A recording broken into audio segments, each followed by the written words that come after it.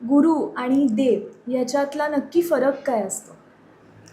गुरु हा आपल्याला दिसतो आणि देव ही आपली कल्पना आहे.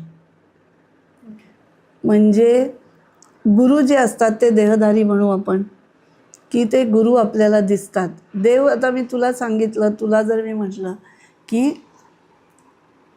ही देवी आहे, तर देवीची कल्पना तू देवीसारखीच करशील.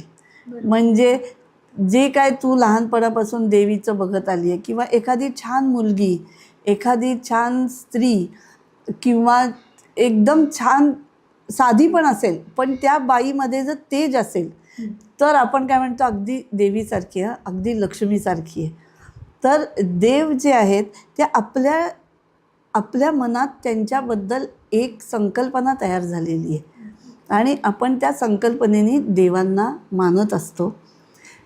आणि गुरु जे असतात ते आपल्याला देव काय आहेत हे आपल्याला सांगत असतात. म्हणजे गुरूंकडनं अर्थ कळतो आणि देव म्हणजे आपण त्याला भक्ती मानतो की त्याला अर्थ नाही आहे, त्याचा देवाचा अर्थ हा गुरूंकडनं कळत असतो. त्याच्यामुळे गुरु हे देवाला आपल्यापर्यंत पोचवण्याचं एक अत्यंत सक्षम आणि अतिशय काय म्हणतात, उच्च तरेचं माध्यम आहे. म्हणून गुरु हा खूप आवश्यक असतो.